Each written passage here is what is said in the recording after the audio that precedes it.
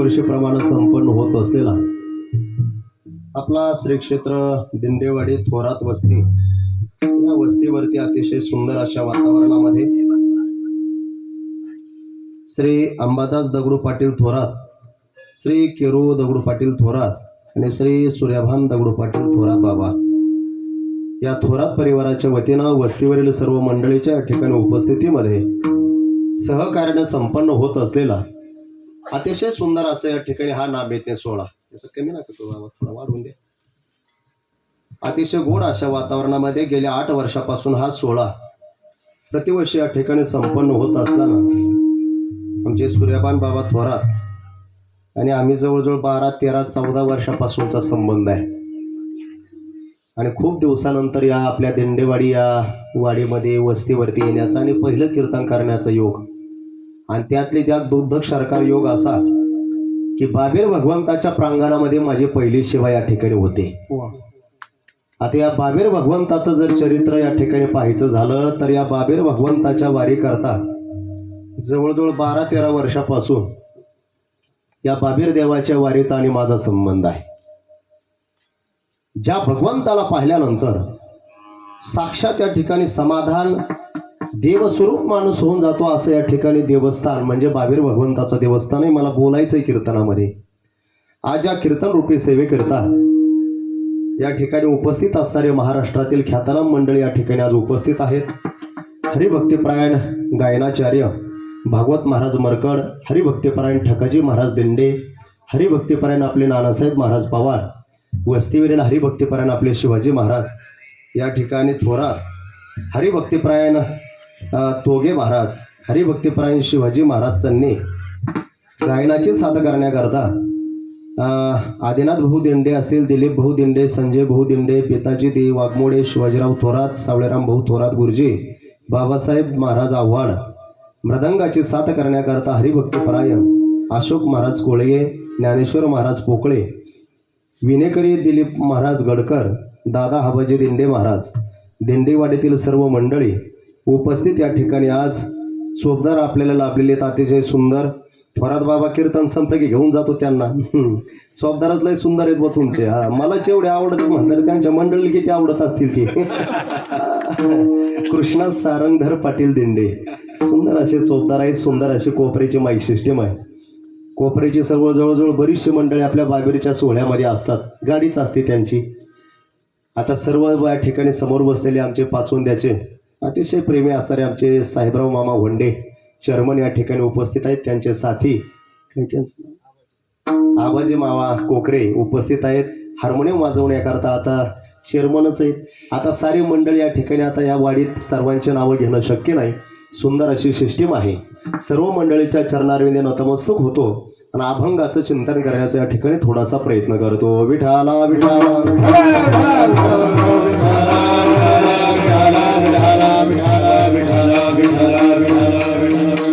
अभंग जगद्गुरु तुकोबारायचा आहे. तुकोबारायच्या गाथेतेले 4 चरणाचा आहे. भगवंताच्या नावाचा, रूपाचा, गुणाचं वर्णन करणारा अभंग हा सेवेकरता निवडलेला आहे. 8 वर्षे आहे. पहिल्या दिवसाचं कीर्तन माझ्याकडे आहे.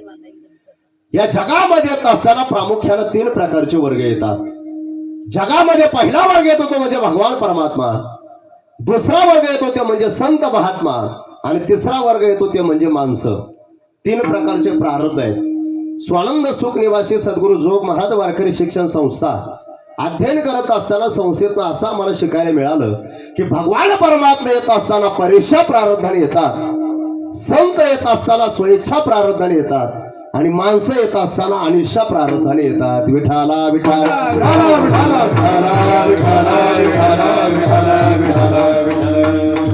देवाचा अवतार या जगाच्या पाठीवरती परीक्षा प्रारब्धाला आहे.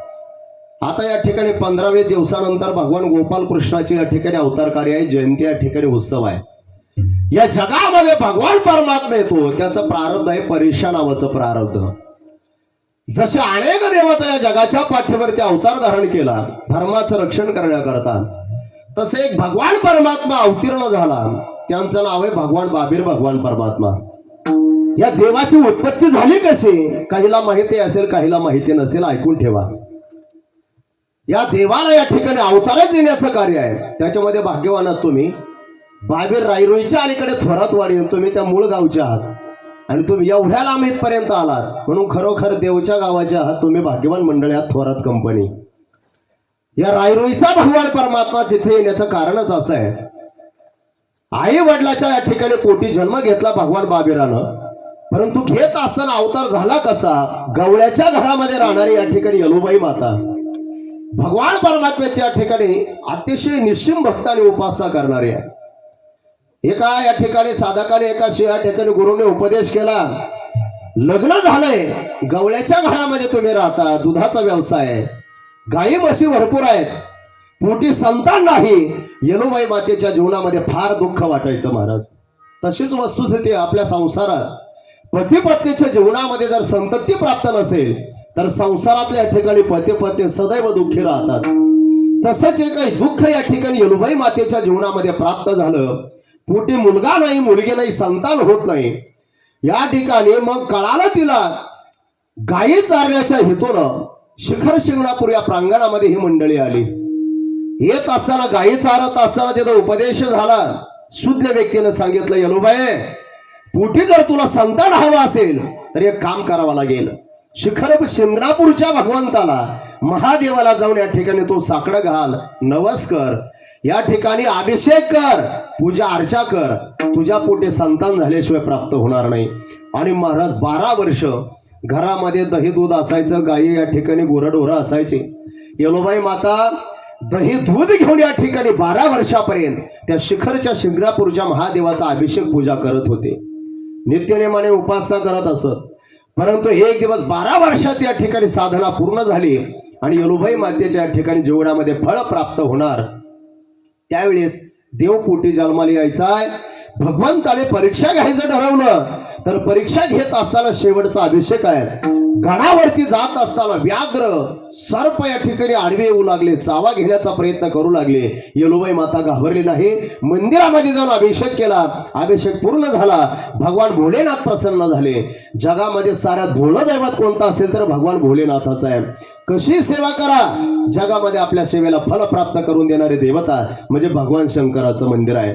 आपण कधी जावं, या ठिकाणी भगवान भोलेनाथ प्रसन्न झाले. सांगितलं काय पाहिजे तुला, तर त्यावेळेस यलुबाई माता म्हणतात, देवा तुम्ही माझ्या पोटी संतान नाही, माझ्या पोटी मला मुलगा हवाय, मुलगा पाहिजे, परंतु कसा देऊ तुला, 100 वर्ष जगणारा वेडसर मुलगा तुझ्या जीवनामध्ये तुला पाहिजे की 12 वर्ष जगणारा चंद्र सूर्य आहे तोपर्यंत तुझी कीर्ती आणि नाव मोठं करणारा बाळ तुझ्या जीवनामध्ये हवाय.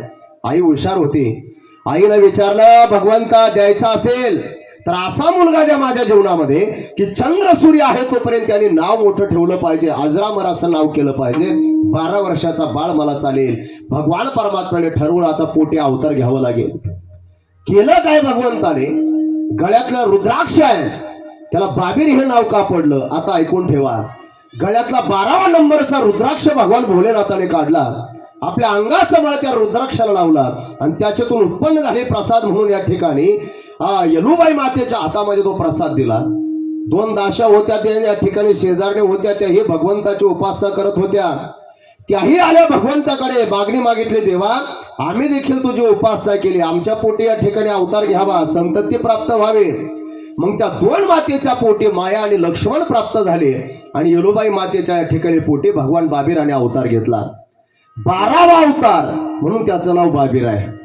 बाबीर हे नाव पडत असताना आपण या ठिकाणी रायरोईला गेलात तर भगवान बाबीराच्या समोर आपल्याला पीर पाहायला मिळतो.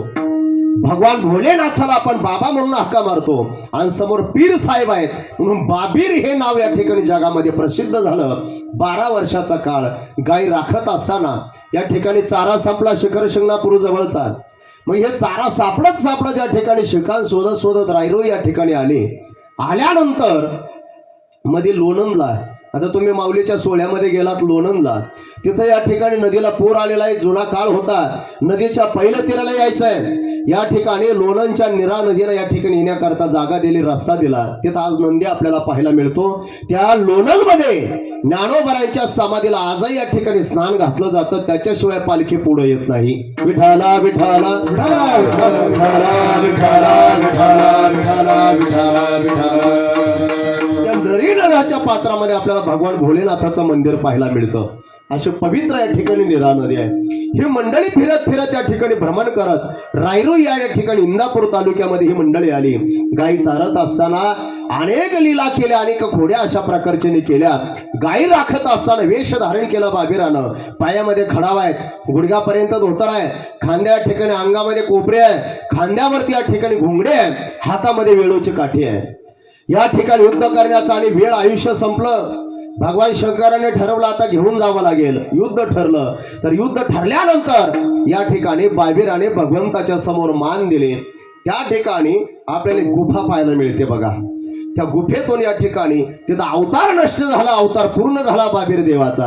आणि या ठिकाणी त्या ठिकाणी काय सापडलं तर घोंगडे आणि काठी सापडले. म्हणून त्या बाबीरामध्ये घोंगडे आणि काठीचा फार मोठा मान आहे. महाराष्ट्रात घोंगड्या कुठं घ्यायच्या असतील पाहिजे असतील तर बाबीरला घोंगड्या भेटतात महाराज. एवढी मोठी यात्रा असते, उत्सव असतो जबरदस्त. पाडव्याचा आणि दिवाळीची यात्रा त्या ठिकाणी पाहायला मिळते.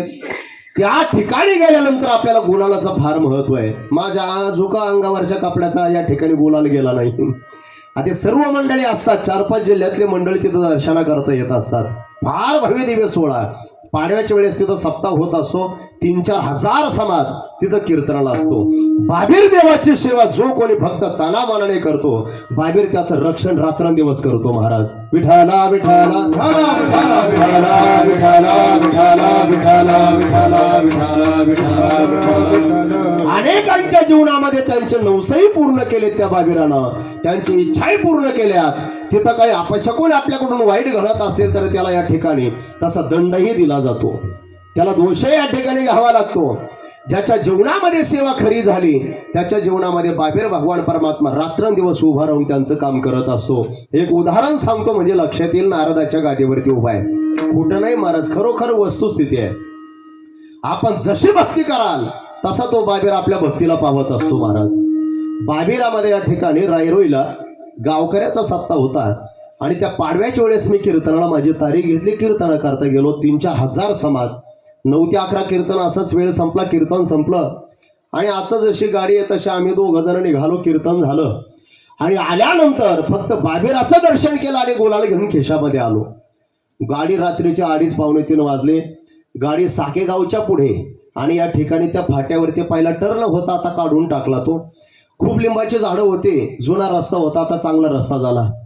2:45ची वेळ. कड्यामध्ये या ठिकाणी आमचा भाऊच गाडीवर असतो चालवण्याकरता, त्याला झोप लागली. कड्यातून माझ्याकडे गाडी दिली. मी झोपलेलो होतो. ते म्हणे चालवा महाराज गाडी, मला झोप लागली.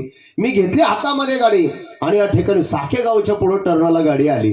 इतकं फक्त 50 फूट अंतर राहिलं असेल महाराज. मला कधी डोळा लागला गाडी चालवताना का लक्षात आलं नाही. 80-90च्या स्पीडनं गाडी होते. गाडीने रस्ता सोडला आणि 50 फुटापर्यंत रस्त्याला या ठिकाणी रस्ता सोडून गाडी लिंबाच्या झाडावरती जाऊन आदळणार तेवढ्यामध्ये मला जाग आली. गाडी जागेवरती थांबली महाराज. ज्यावेळेस गाडी जागेवर थांबली, रात्रीचे 2:45 वाजले. 2:45 वाजता मला गाडीत घाम फुटला होता. विचार केला, एवढ्या फास्ट स्पीडमध्ये असताना आपल्याला डोळा लागलेला कळाला नाही, परंतु समोर जर पाहिलं तर लिंबाचं झाड आहे. 5 ज्या ठिकाणी सेकंदामध्ये आता होतच नव्हतं झालं असतं, परंतु आपण थांबलो. ही कृपा फक्त बाबीर देवाची म्हणायला हरकत नाही. नारदाच्या गादीवर ते महाराज. म्हणून आजही माझ्या खेतामध्ये या ठिकाणी गुलाल तुम्हाला पाहायला मिळेल. या बाबीराची सेवा जो कोणी भक्त तनामानाने करतो त्याच्या समोर बाबीर आजही उभा राहतो. विठाला विठाला विठाला विठाला विठाला विठाला विठाला विठाला विठाला विठाला विठाला. पाचुंद्यावरनं दिंडी निघत असते.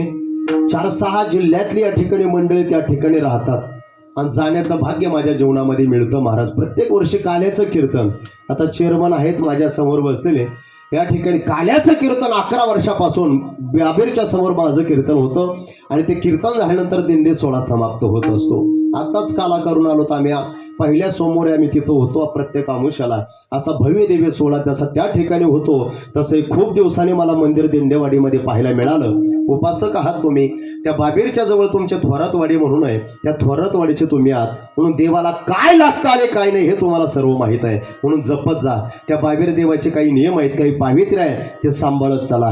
जेवढं तुम्ही पाळाल तेवढा तो बाबीर लवकर प्रसन्न होत असतो. बुवा या ठिकाणी तुकोबारायचा अभंगच एवढा गोड आहे. तुकोबाराय म्हणतात, देवा माझा परेशा प्रारब्ध या भगवान भोलेनाथाचा अवतार आहे, पांडुरंग परमात्माचा अवतार आहे. परेशा प्रारब्धाने जगामध्ये देव येतात. बाबीर आणि विटेवरचा देव वेगळा आहे का? नाही. हरिहरा भेद नाही नका करू वाद. भगवान भोलेनाथ बाबीर असेल, विटेवरचा पांडुरंग परमात्मा असेल आणि आदमापूरचा बाळूमामा असेल, हे भगवान परमात्म्याचे एकनिष्ठ म्हणजे एकच अवतार आहे बुवा. त्या बाळूमामाचं जीवनचरित्र इतकं सुंदर आहे. काय आहे, त्यांची महिन्याची वारी असायची महाराज पंढरपूरची बाळूमामाची. एकादशी आले की मामाने या ठिकाणी जिथं मेंढ्या तिथंच या ठिकाणी ठेवायच्या.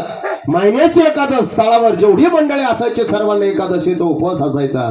तर उपवासाच्या दिवशी बाळूमामा या ठिकाणी पांढरा शुभ्र धोतर, पांढरा शुभ्र शर्ट, या ठिकाणी पगडी डोक्याला असायच्या, हातामध्ये काठी असायचे, खांद्यावरती घोंगडी असायची. वारकरी संप्रदायाचं वैभव म्हणजे या ठिकाणी घोंगडी आहे. ज्याच्या घरामध्ये घोंगडी असते त्या घरामध्ये या ठिकाणी दैन्य आणि दुःख कधी या ठिकाणी येत नाही. भगवान श्रीकृष्ण परमात्माने आपल्या या ठिकाणी खांद्यावरती घोंगडी घेतली आहे. म्हणून अभंग आहेत, तुकोबारायचे गवळणी आहेत. खांद्यावर कांबळी, हातामध्ये काठी, सारी तसे धेनु सावळा जग जेठी. ही घोंगडी पूर्वीपासून चालत आली महाराज. तीच घोंगडी बाळूमामाने अंगावरती घेतली. तीच घोंगडी आमच्या बाबीर देवाने या ठिकाणी जोपासली. म्हणून या ठिकाणी बाळूमामाने ती घोंगडी खांद्यावरती घ्यावी, विटेवरच्या देवाकडे जावं आणि एकादशीच्या दिवशी रावळामध्ये गेल्यानंतर स्वतः पांडुरंग परमात्माने मामाला येण्याची वाट पाहावी. रावळामध्ये गेल्यानंतर पांडुरंग परमात्माने विटेवरची जागा सोडावी आणि मामाला कळकडून मिठी मारावी. एक देव आणि भक्त मिळाले की त्यांना जगामध्ये एवढं समाधान प्राप्त होतं. हे या ठिकाणी ते सांगण्यात आणि बोलण्यात त्याचं वर्णन करता येणार नाही. म्हणून सांगू तुम्हाला तुकोबारायचा अभंग. आलिंगन घडी मोक्ष सायुजता जोडे. देव जेव्हा संतांना भेटत असतात ना, ते काही समाधान, ते काही सुख शब्दाने वर्णन करणे एवढं या ठिकाणी थोडंसं नाही. खूप समाधान भगवान परमात्म्याला प्राप्त होत असतं. तुकोबारा म्हणतात, या ठिकाणी जगामध्ये जसा बरेचशा प्रारब्धाने भगवंताचा अवतार आहे, तसं स्वेच्छा प्रारब्धाने जगामध्ये साधू येत असतात, संत येतात. आणि अशा प्रारब्धाने तुमचा आमचा जन्म आहे. आपण एवढी मंडळी इथं बसलो, माझ्यासह आपल्या सर्वांचा जन्म हा अनिष्ठा प्रारब्धान आहे. आपल्याला इच्छा नसली तरी यावं लागतं, इच्छा नसलं तरी राहावं लागतंय, आणि इच्छा नसली तरी आपल्याला जावं लागतं. याचं कारणच अनिष्ठा प्रारब्ध आहे.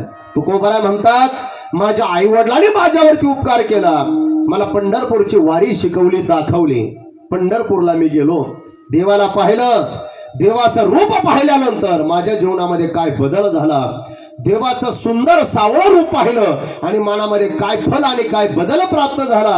अभंगाच्या पहिल्या चरणामध्ये रूपे झडले रे लोचन, रूपे झडले रे लोचन, रूपे झडले रे लोचन, रूपे झडले रे लोचन,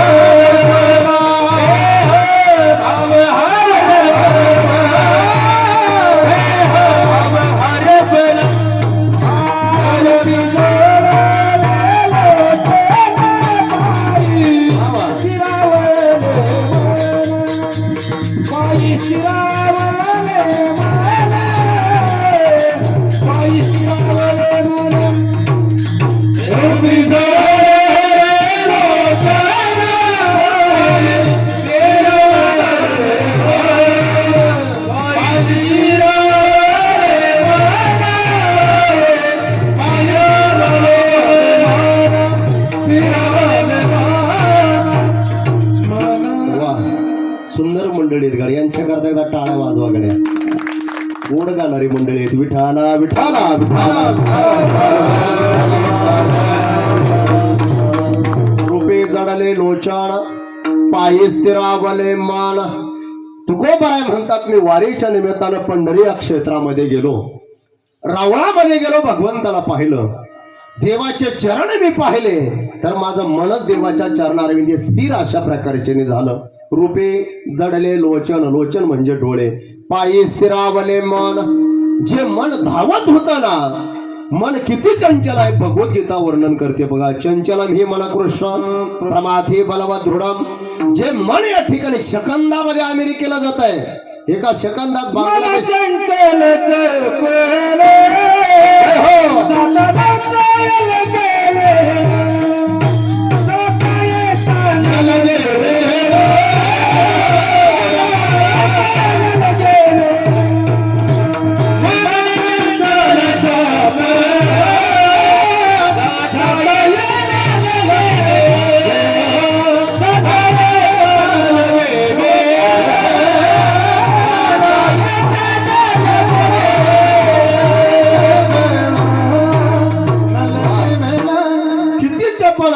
प्रमाणच दिलं बघा त्यांनी कोण. बहुत चंचल चपळ मन जाता येता न लगे वेळ. एका सेकंदात डायरेक्ट बांगलादेशहून फिरून येते बघा ते. एका मिनिटात अमेरिकेला, एका मिनिटात कोणती मालिका चालली तिकडे लक्ष देऊन येतं बघा. एवढं चंचल मन आहे. चंचलम हे मना कृष्ण. हे मन जे आहे तुकोबाराय म्हणतात मी साधनानिष्ठ भगवंताच्या चिंतनाच्या जोरावरती त्या मनाला एकत्रित केलं, एकाग्र केलं आणि देवाच्या चरणारविंदी त्याला समर्पित केलं. मन एकत्र होणं, मन चरित्र या ठिकाणी एकाग्र होणं फार महत्वाचं आहे. तुकोबाराय म्हणतात ते झालं कसं, तर भगवंताच्या नामस्मरणाच्या जोरावर. हे नामस्मरण माणसाच्या जीवनामध्ये करतं काय? नामस्मरण, नामस्मरण हे करतं काय आपल्या जीवनामध्ये? तुकोबारायचं या ठिकाणी प्रमाण आहे. नामसंकीर्तन साधना पायी सोपे, जळते न पापे 1-2 महिन्याचे. जन्मांतरी चुकलं का काय? 1-2 महिन्याचे नाही, जन्मांतरीचा पाप जे असेल, रामकृष्ण हरी मंत्राचा जप आपण केला तर क्षणार्धात ते पाप नष्ट होतं महाराज. एवढी ताकद त्या रामकृष्ण हरी मंत्रामध्ये आहे. म्हणून पवित्र गळ्यामध्ये माळा असावी, एकादशीची वारी असावी, या ठिकाणी बाबीरची कमीत कमी वारी असावी. बुवा विठाला विठाला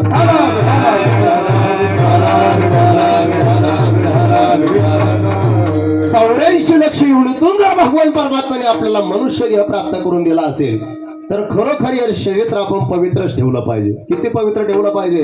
गळ्यामध्ये तुळशीचे माळ, हाताने अन्नदान. आता सुंदर सोहळा आजपासून चालू झाला. इथं अन्नदान म्हणा, इथं मंडप झाडण्याची सेवा म्हणा, इथं द्रव्यदान म्हणा, धनदान म्हणा, देवाला अगरबत्ती या ठिकाणी उद लावण्याचं म्हणा, जे काही सेवा आपल्या हाताने करायला मिळेल ती सेवा आपल्या जीवनाला ही मुळात फार मोठी करत असते बघा. हाताने दान घडलं का करावं दान? काय होतं दान धर्म केल्यानंतर? अन्नदान केल्याचं फळ काय? जगामध्ये एवढे मोठे लोक जे आहेत महाराज, एवढे श्रीमंत आहेत, खूप अन्नदान करणारे लोक आहेत. का केलं पाहिजे? आता उत्सव चाललाय, का केलं पाहिजे अन्नदान? दान केल्यानंतर हाताची शोभा वाढत असते. पा संस्कृत श्लोक आहे, मराठीतून त्याचं वर्णन करून सांगतो. दानेन पाणीर न तु गम गमेन, स्नानेन शुद्धीर न तो चंदनेन, मानेन तृप्तीर्न तु भोजनेन, ज्ञानेन मुक्तीर्न तु मुंडनेन. मोक्ष पाहिजे असेल तर सुभाषितकार वर्णन करतात तुम्ही ज्ञान कमवा, म्हणजे ज्ञानी व्हा. ते ज्ञान जर आपण कमवलं तर जीवनामध्ये मोक्ष प्राप्त होईल. ते ज्ञान जयाच्या हाती तोच समर्थ पावे मुक्ती. ज्ञानोबा ज्ञानेश्वरीमध्ये वर्णन करतात. मोक्ष पाहिजे असेल तर ज्ञान कमवा. त्या ज्ञानाचं नाव आहे ब्रह्मज्ञान. ज्ञान कमवल्यानंतर जीवनामध्ये मोक्ष प्राप्त होईल.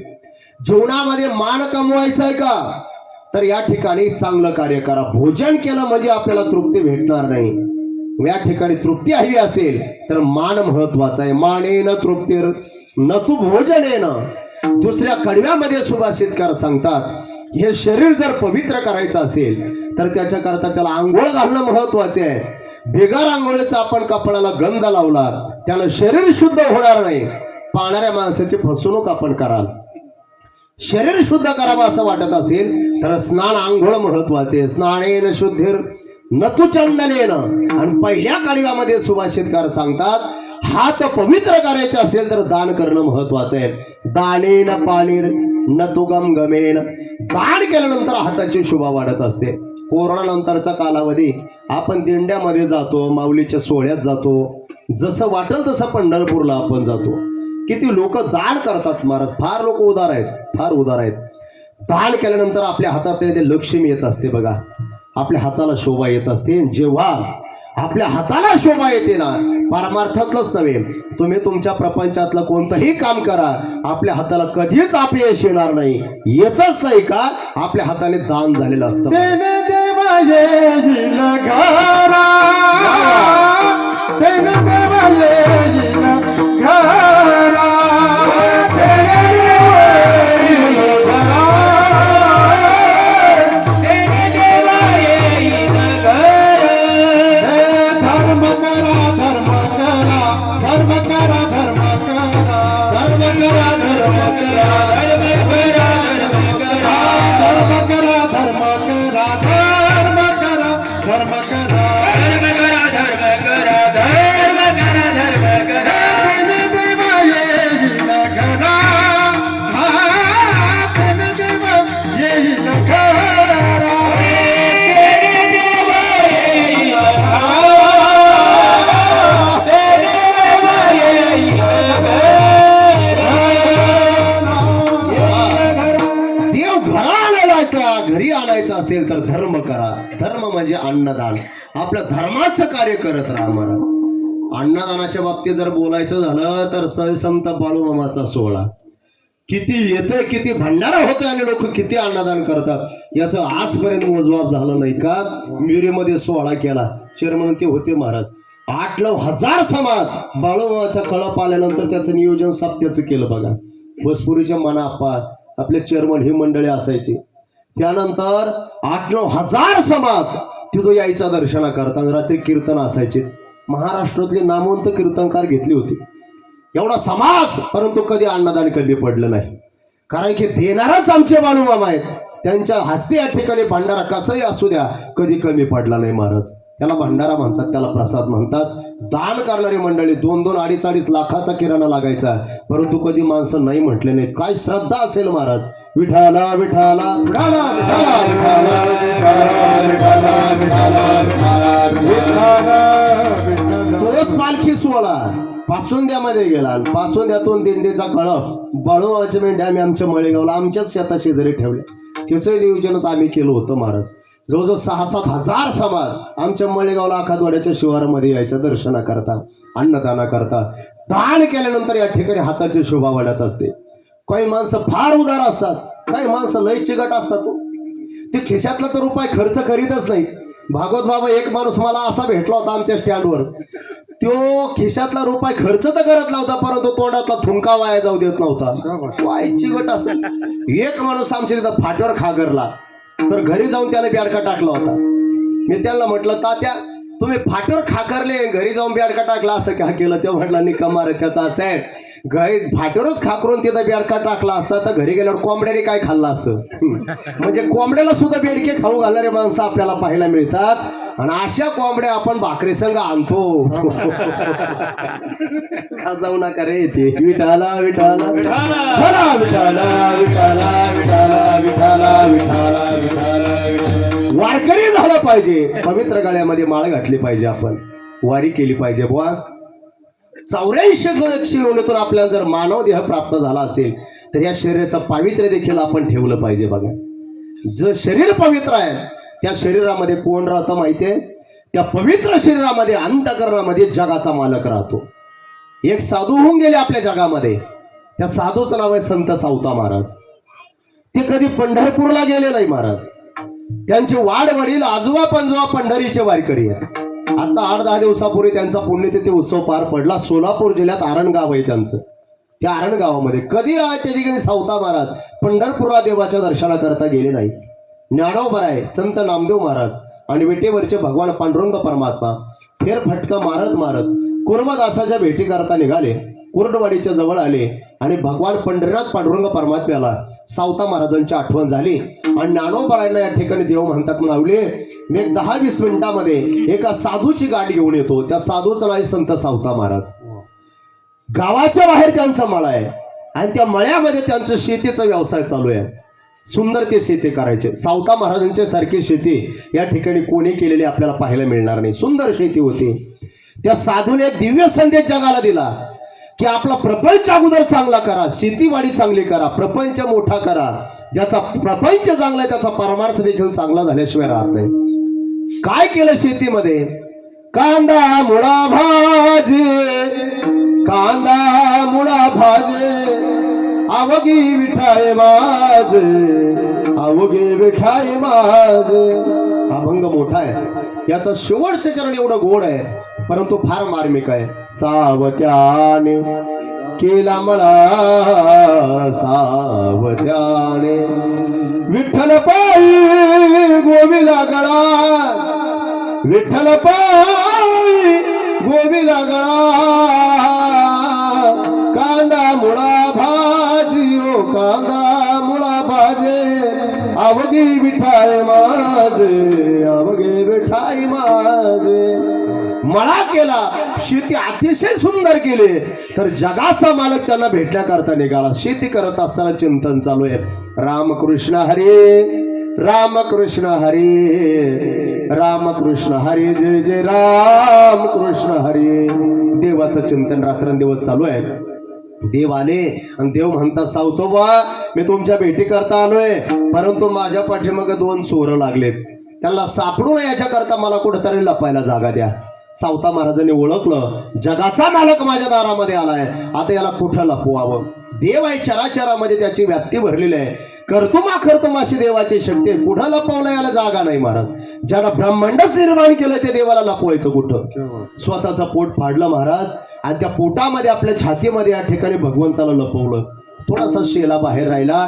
नामदेव महाराज, आमचे संत ज्ञानेश्वर महाराज फिरत फिरत सावता महाराजांच्या मळ्यामध्ये आले तर नामदेव महाराजांनी ओळखलं, माऊले देव कुठं लपला नाही, या सावता महाराजांच्या पोटामध्ये आहे. साठविला हादी, वा वा. साठविला हादी, साठविला हादी, साठविला हादी, साठविला हरी, साठविला हरी, साठविला हरी, साठविला हरी.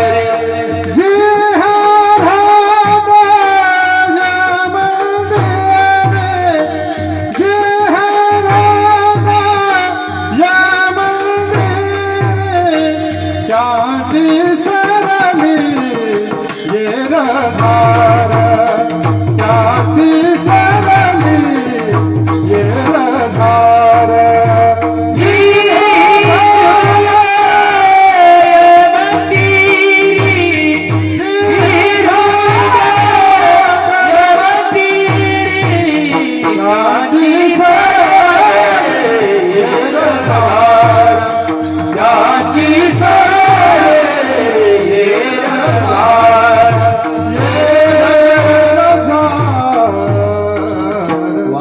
साठविला हरी जिहे हृदय मंदिरे. देव राहतो पुढे पवित्र अंतकरणामध्ये, पवित्र शरीरामध्ये देवाचा वास असतो महाराज. मग हृदयामध्ये देव साठवला. त्यांचं शरीर पवित्र आहे, त्यांचा भाव पवित्र आहे, श्रद्धा खरी आहे.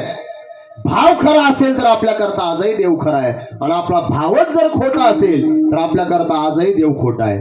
काही माणसं म्हणत असतात, महाराज आम्ही रात्रंदिवस सेवा करतो, वारी करतो, बाबेरची यात्रा करतो, आमच्याच प्रपंचात आमच्याच बोरचं कमवून पाणी संपलं असेल बुवा. शेजारचा माणूस कधी पंढरपूरला नाही, आळंदीला नाही, बाबेरला नाही, कधी देवदेव नाही, काही नाही, त्यांचं खूप चांगलं चाललंय राव. मग देवदेव करावा का न करावा? आम्ही एवढं करून आमच्या मग घेऊ का? लोक दुःखी होतात. ऐका, पारमार्थिक माणसाने कधी दुःखी व्हायचं नसतं. पा प्रपंचामध्ये जे सुख दुःख चांगलं वाईट अनुकूल प्रतिकूल ह्या ज्या गोष्टी येत असतात हे ज्याच्या त्याच्या प्रारब्धाने येत असतात, नशिबाने येत असतात. आपण एवढी मंडळी इथं बसलो, आपल्या प्रत्येकाचं प्रारब्ध संचित नशीब वेगवेगळं भगवंताने बनवलेलं आहे. कोणाच्या प्रारब्धामध्ये काय असेल कोणी सांगू शकत नाही. प्रपंचात या ठिकाणी प्रारब्धाने चालत असतो. देव या ठिकाणी आवडीने आपलासा करायचा असतो. देव आपलासा व्हावा असं वाटत असेल तर भाव खरा लागतो. बघा, भाव खरा तर त्याच्याकरता देव खरा आणि भाव खोटा त्याच्याकरता आजही देव खोटा. एक उदाहरण सांगतो म्हणजे लक्षात येईल. बघा, चैत्र महिना उन्हाळ्याचे दिवस दुपारचे 2, 2:30, 3 वाजलेले आणि यात्रा गावात भरलेली. जत्रा भरल्यानंतर गावचे आजोबा त्याने ठरवलं गावामध्ये जावं. आता वर्षातली जत्रा आली, कोणते दुकानं कुठं लावायचे, कसे लावायचे, कोणते दुकानं कुठं बसलेत, एकदा फेरफटका मारून येऊ. निघाले आजोबा, जायला निघाले. परंतु आजोबाच्या घरातलं साऱ्यात लाडकं कोण? झोपले का काय तुम्ही? घरातलं आजोबाचं साऱ्यात लाडकं म्हणजे नातवंड. अहो ते नातवंडाचं ना आजोबाचे एवढे घनिष्ठ संबंध असतात, ते नातू एवढे हुशार असतात, ते जन्मदाते आई बापाकडे डोकून पाहणार नाहीत, परंतु आजोबाजेचा हातच सोडणार नाहीत. फार जीवलग ते वेगळं नातं असतं. आजोबा निघाले यात्रेकरता, पोरगा मागं लागलं, बाबा मला यायचं जत्राला. आजोबाने सांगितलं, अरे बाबा कशाने येतो माझ्यासोबत, गर्दी आहे, ऊन पडलंय, नको येऊ बाबा. त्यावेळेस ते पोरगा म्हटलं, बाबा मला यायचं म्हणजे यायचं. आजोबा माग त्या ठिकाणी नातू लागला. नातू दिसायला लहान, 6-7 वर्षाचा पोरगा, परंतु लय चाप्टर, लयच हुशार. आणि तसंच आहे बघा, हे पोर आहेत ना आज आता कमी आहेत, 9 ते 11 टाइम आहे. उगाच 7 ते 9 कीर्तन पाहिजे मग बघायचं. बघा हे पुण्याकडे त्या साईडला खूप कीर्तन असतात. 7 ते 9 एवढे पोरांचे बुळबुळ चालू असते. 7 ते 9 म्हटलं का साऱ्या गावातले लहान लहान पोरं पुढंच. दिसायला बारीक परंतु लय चाप्टर. चांगल्या माणसाचे बुद्धी बंद पाडीत येत, काय विचारतील आणि काय नाही त्याचा नियमच नसतो. मुंबईला कालेचं कीर्तन केलं एकदा मी, जीवन चालू असताना एका पोराने मला प्रश्न विचारला, बाबा कीर्तन लय भारी झालं गाड्या, पण मा एक प्रश्न म्हटलं उत्तर द्याल का? म्हटलं आलं तर देईन. आता मुंबईचं पोरग 5G नेटवर्क त्याच खूप हुशार. त्याने सांगितलं, बाबा सांगा मला माणूस एका पायावर कधी उभा राहतो? विचारलं, सांगा उत्तर, एका पायावर माणूस कधी उभा राहतो? मी ज्ञानेश्वरी पाहिली, गाथा पाहिला, पंचदशी पाहिली, विचारसागर पाहिला, अमृतानुभव पाहिला, जेवढे काही ग्रंथ होते सारे पाहिले, उत्तर सापडलं नाही. जेवण आटपलं. मी म्हटलं, बाळू मला काय सांगता येत नाही गाड्या, माणूस कधी एका पायावर उभा राहतो? ते म्हणतो, बाबा किती सोपं आहे, सकाळी सकाळी माणसाची आंघोळ झाली की पॅन्ट घालताना माणूस एका पायावर नाही का उभा राहत? याचं उत्तर कोणत्या ग्रंथात सापडल? असा कोणता ग्रंथ आहे बा महाराष्ट्रात? याच्या प्रश्नाचं उत्तर मिळालं आपल्याला. पोरग दिसायला बारीक परंतु लय हुशार. आजोबाच्या बोटाला धरलं, जत्रेमध्ये गेलं आणि एका दुकानात ते पोराने पाहिलं. दुकानदाराला विचारलं, ओ मामा, म्हटले काय तुमच्या दुकानात विमान आहे का? म्हटलं विमान आहे ना. केवढ्याला आहे? 100 रुपयाला. द्या की राव. दुकानदार हुशार होता, त्याने पोराच्या चेहऱ्याकडे पाहिलं आणि ओळखलं, म्हणे पोरग दिसायला बारीक आहे परंतु चाबर आहे. काही पोरांच्या चेहऱ्याकडे पाहिले का आपल्याला त्याचा स्वभाव लक्षात येतो. आपल्या वारकरी संप्रदायात एक ग्रंथ आहे, त्याला मानसशास्त्र म्हणतात. ते मानसशास्त्र जर तुम्ही वाचलं तर तुम्हाला माणूस पाहिल्याबरोबर त्याचा स्वभाव तुमच्या लक्षात येईल. याच्या मनामध्ये काय, हा माणूस कसा आहे. ते मानसशास्त्रच ग्रंथ एवढा सुंदर आहे. पोरग दिवसाला चॅप्टर होतं. पोरग म्हटलं, मामा विमान द्यायला केवढ्याला आहे? 100 रुपयाला. द्या की राव. दुकानदार म्हटला, पहिले 100ची नोट काढ, लगेच विमान घेऊन जा. पोरग म्हटलं, मी काय पळून चाललो करावं, मला विमान तर हातामध्ये घेऊन बघू द्या ना. दुकानदाराने विमान त्या पोराच्या हातात दिलं. पोराने खिशातून 100ची नोट काढली आणि दुकानदाराच्या हातात दिली पण खोटी 100ची नोट दिली. त्याने का पहिले चॉकलेटर भेटायच्या 2000च्या, 500च्या, 200च्या खोट्या नोटा. हा अगदी बरोबर. तीच खोटी नोट त्या पोराने दुकानदाराच्या हातामध्ये दिली. पोरगा विमान घेऊन निघालं आणि दुकानदाराने पाहिलं, म्हटला पोराने विमान नेलं पण नोट खोटी दिली गाड्या. पोराने फसवलं. ए पोरा इकडे. म्हटले काय? विमान घेऊन चालला आणि खोटी 100ची नोट देतो, 100ची नोट खरी आण.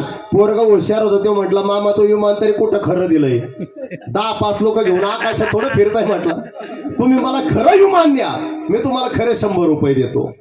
हे जसं व्यवहारामध्ये आपल्याला पाहायला मिळतं तसं परमार्थात देण्याकरता देव या मंदिरामध्ये बसलाय. पहा, देण्याकरता बसलाय, परंतु त्या बसलेल्या देवाकरता काहीतरी द्यावं लागतं. काय लागतं देवाला? आपल्या अंतकरणातला फक्त आणि फक्त खरा भाव. अंतरेची घेतो जोडी, पाहे जोडी भावाची, पाहे जोडी भावाची, पाहे जोडी भावाची. अंतरेची घेतो जोडी, पाहे जोडी भावाची, पाहे जोडी भावाची, पाहे जोडी भावाची.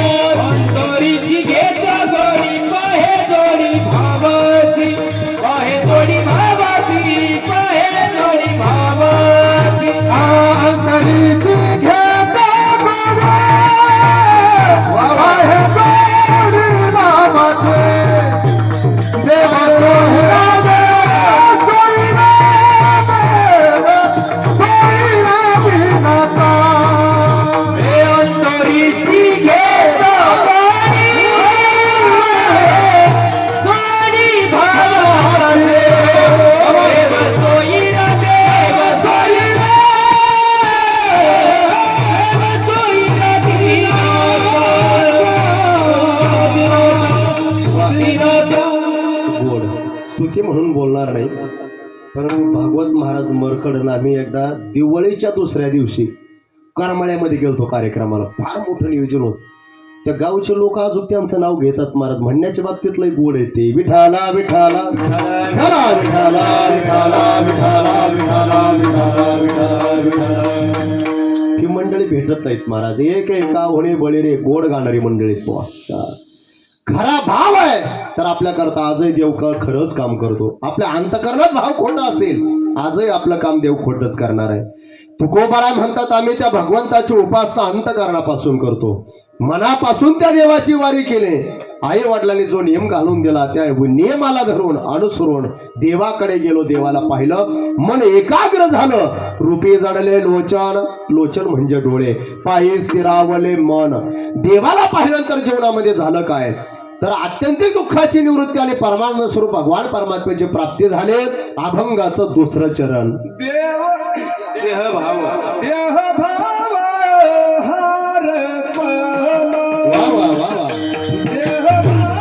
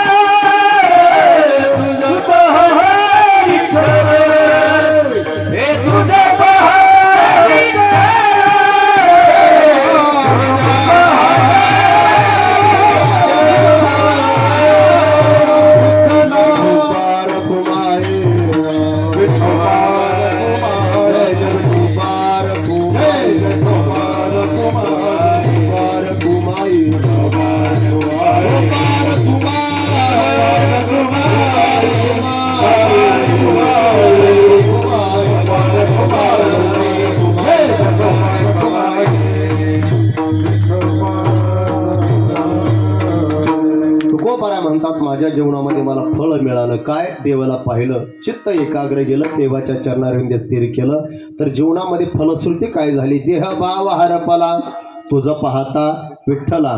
या देहामध्ये येणारे सुख काय, दुःख काय, चांगलं काय, वाईट काय, लोकांचं या ठिकाणी एवढं दुःख माझ्या पदरामध्ये पडलं. तुकोबाराय म्हणतात त्याचा लेश माझ्या जीवनामध्ये कधी झाला नाही. देह भाव हरपला तुझं पाहता विठ्ठला. देव किती सुंदर आहे, माझा बाबीर किती सुंदर आहे. आपण कधी गेलात, आता तर भव्य दिव्य मंदिर या ठिकाणी उभा राहिले. जवळजवळ 5-6 कोटी रुपयाचं ते काम चालू आहे महाराज. एवढं जबरदस्त काम चालू आहे बाबीरला. तुम्ही आता गेलात आणि जर नाही जमले इथून पाठीमागे गेलात आता पुढे तर काहीतरी देत चला. आता स्वतः बाबीर देवावरती या ठिकाणी झाकण निर्माण झालंय. पहिलं छोटं मंदिर होतं, आम्ही दिंडेच्या निमित्ताने गेलं की मंदिराच्या पाठीमागच्या बाजूला झोपायचं. आता चांगली व्यवस्था तिथल्या मंडळीने आपल्याही भागातून बरीचशी वर्गणी गेली. आम्ही त्या दिवशी येता येता फोनपेवर मारून टाकली. आपलं येणं होत नाही, वर्षाच्या निमित्ताने आपण एकदा जातो. मध्ये कीर्तन असलं की जाणं होतं. त्यावेळेस 5-6 कीर्तन घेतलेत माझे त्या भागात. परंतु अतिशय सुंदर मंदिर आहे. त्या जागेमध्ये गेल्यानंतर आपल्याला एक चेतना ऊर्जा प्राप्त होते, कारण की स्वयंभू ठिकाण माझ्या बाबीर भगवान परमात्म्याचा आहे. या देवाला पाहिल्यानंतर तुकोबाराय म्हणतात आत्यंतिक दुःखाची निवृत्ती आणि परमानंद स्वरूप भगवंताची प्राप्ती माझ्या जीवनामध्ये झाली. देह भाव हरपला तुझं पाहता विठ्ठला. किती सुंदर आहे देव. या ठिकाणी एका अभंगामध्ये वर्णन आलंय. पांडुरंग कांते दिव्य तेज झळकती रत्न केळ पाकती प्रभा अगणितला वल्य तेज पुंजाळले न वर्णावे तेथेची शोभा कानडाव विठ्ठलू. देव सुंदर आहे त्याला एकदा बघा. राजस सुकुमार मदनाचा पुतळा. देव सुंदर आहे म्हणून या देवाची उपासना करत असताना या ठिकाणी सुख काय, दुःख काय, चांगलं काय, वाईट काय, अनुकूल काय, प्रतिकूल आहे या गोष्टीचा माझ्या जीवनामध्ये विसर पडला. अभंगाचं तिसरं चरण वा. सुख दुःख सुख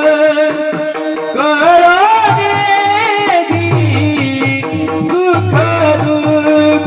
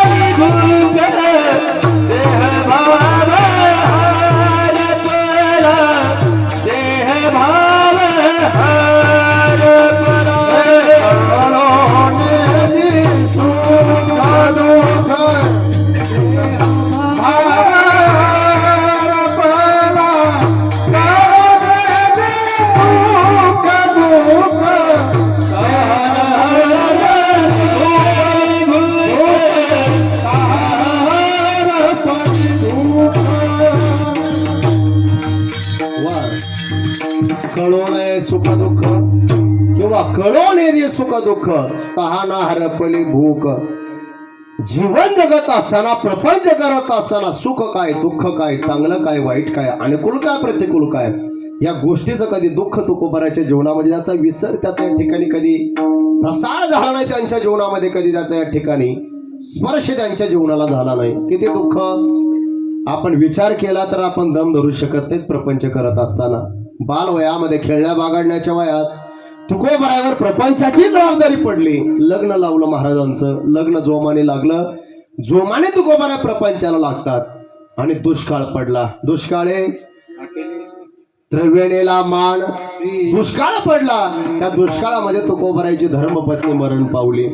बायको मेल्यानंतर आहे तोपर्यंत त्याचं महत्व आपल्याला कळणार नाही. आपल्या घरात धर्मपत्नी जिवंत आहे त्याचं महत्व आपल्याला कळणार नाही. ज्या दिवशी ती आपल्या अगोदर जाईल ना त्या दिवशी ती नसल्यानंतर आपल्याला तिचं महत्व कळल्याशिवाय राहत नाही. म्हणून सांगत असतो मी, जोपर्यंत बायको जिवंत आहे, आपण आहात, तोपर्यंत आपण आपल्या बायकोवरती प्रेमच केलं पाहिजे. बुवा विठाला विठाला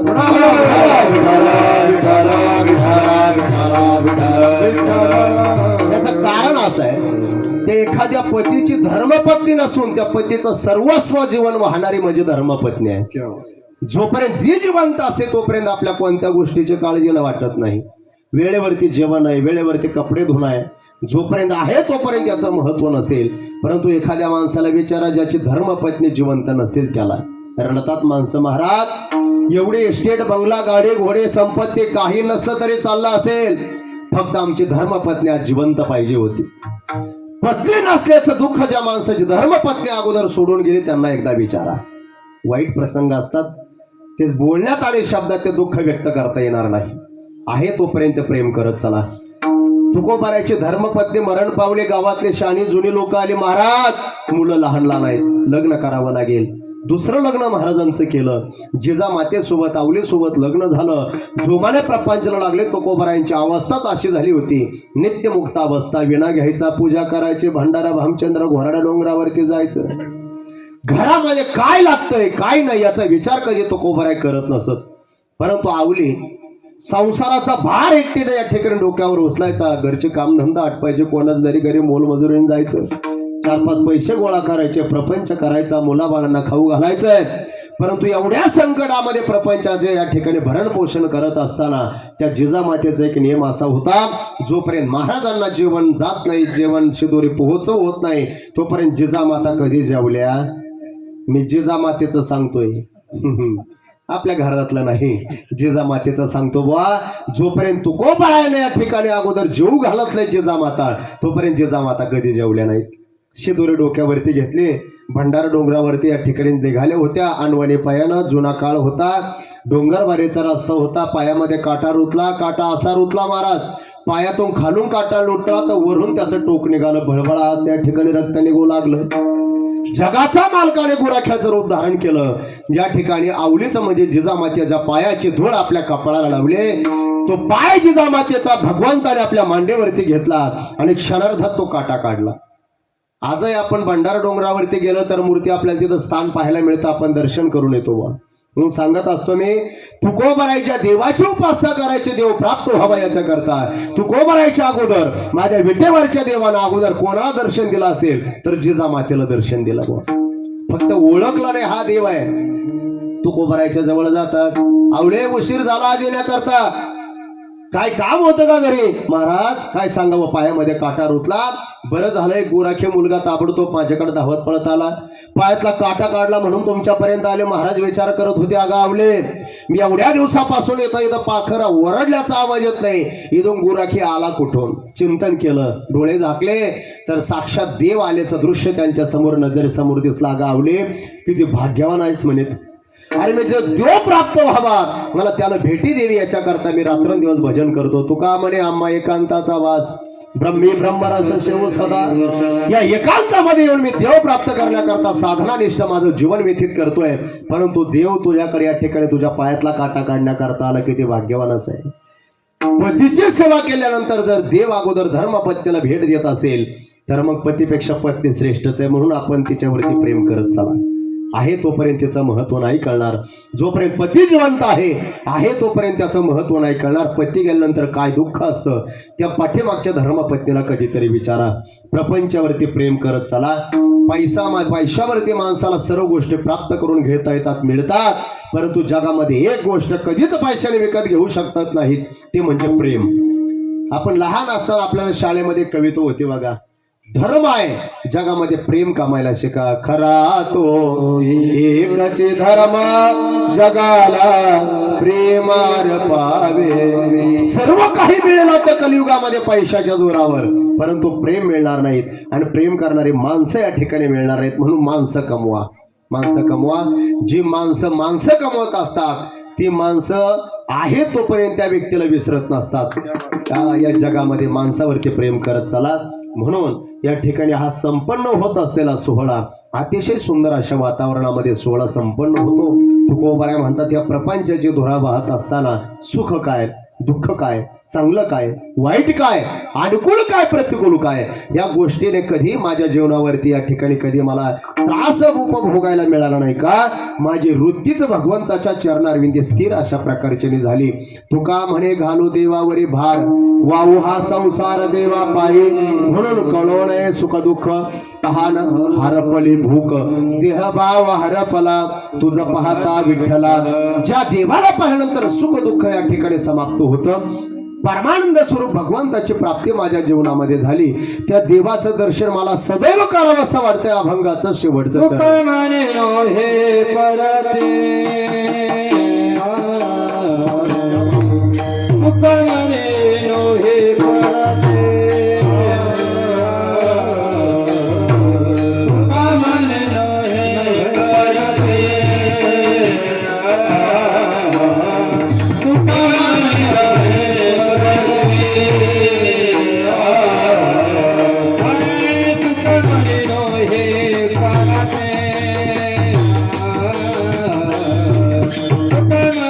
नो हे पराते